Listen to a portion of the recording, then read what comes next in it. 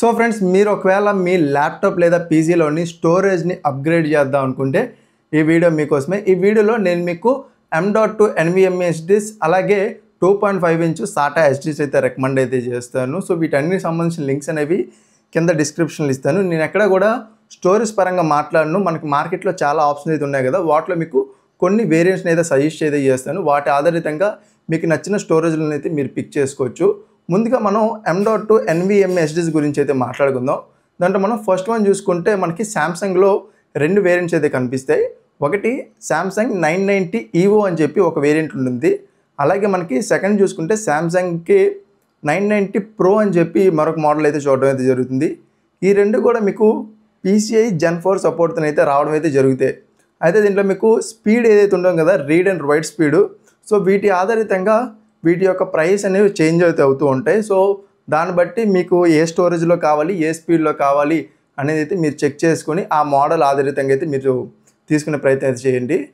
Second బ్రాండ్లో చూసుకుంటే మనకి వెస్టర్న్ డిజిటల్కి సంబంధించిన 3 వేరియంట్స్ చూడడం అయితే జరుగుతాయి. దాంట్లో ఫస్ట్ వన్ చూసుకుంటే WD Blue SN580 అని చెప్పి ఒక మోడల్ చూడడం జరుగుతుంది. సెకండ్ వన్ చూసుకుంటే WD Black SN770 అని చెప్పి మరొక వేరియంట్ చూడడం జరుగుతుంది. అండ్ థర్డ్ వన్ చూసుకుంటే మీకు WD Black SN850X అని చెప్పి మరొక వేరియంట్ చూడడం జరుగుతుంది. ఈ మూడు కూడా మీకు PCI Gen 4 సపోర్ట్ అనేది వస్తాయి. అయితే దీంట్లో మీకు read and right speed change అవుతుంది. ఏదైతే WD Blue SN580 ఉందో దీంట్లో మీకు 4 GB/s డేటా ట్రాన్స్ఫర్ అయితే, ఏదైతే WD Black SN770 ఉందో దీంట్లో మీకు 5 GB/s డేటా ట్రాన్స్ఫర్ అయితే అవుతుంది. అదేవిధంగా WD Black SN850Xలో మీకు అప్ టు 7 GB వరకు డేటా అనేది ట్రాన్స్ఫర్ అయితే అవుతుంది.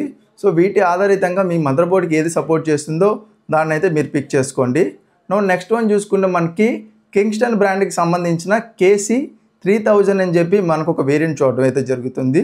ఇది కాకుండా మనకి నెక్స్ట్ చూసుకుంటే టీమ్ గ్రూప్ బ్రాండ్కి సంబంధించిన Z440 అని చెప్పి మరొక వేరియంట్ చూడడం అయితే జరుగుతుంది.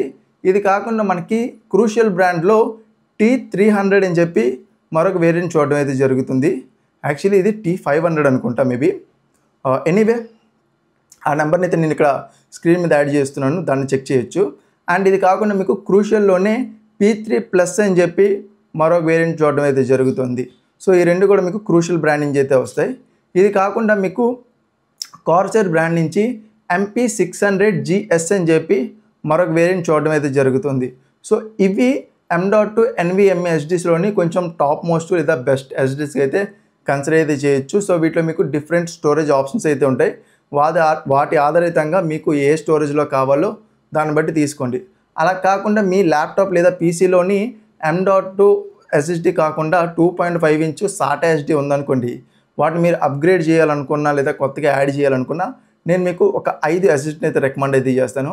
దాంట్లో ఫస్ట్ వన్ చూసుకుంటే మనకి సామ్సంగ్ నుంచి సామ్సంగ్ 870 EVO అని చెప్పి మనకు ఒక వేరియంట్ చూడడం అయితే జరుగుతుంది.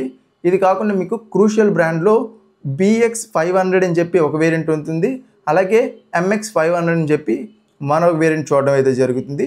ఇవి కాకుండా మీకు వెస్టర్న్ డిజిటల్ బ్రాండ్లోనే WD Blue అని చెప్పి ఒక SATA HDD ఉంటుంది. అలాగే WD Green అని చెప్పి మరో SATA HDD అయితే ఉంటుంది. ఓవరాల్గా ఈ 5 కూడా మీకు ఒక బెస్ట్ SSD అవుతాయి ఎప్పుడైతే మీరు 2.5 ఇంచ్ ఫామ్ ఫ్యాక్టర్లోని SATA HDDs కోసం చెక్ చేస్తూ ఉంటారో.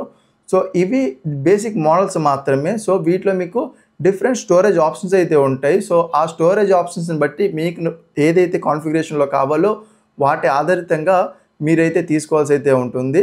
అండ్ మీరు పర్చేస్ చేసే ముందు 1కి 10 సార్లు మీ వంతు రీసెర్చ్ అయితే చేయండి. రీసెర్చ్ చేసిన తర్వాతే మీరు ఆ వస్తువుని పర్చేస్ అయితే చేసుకోండి.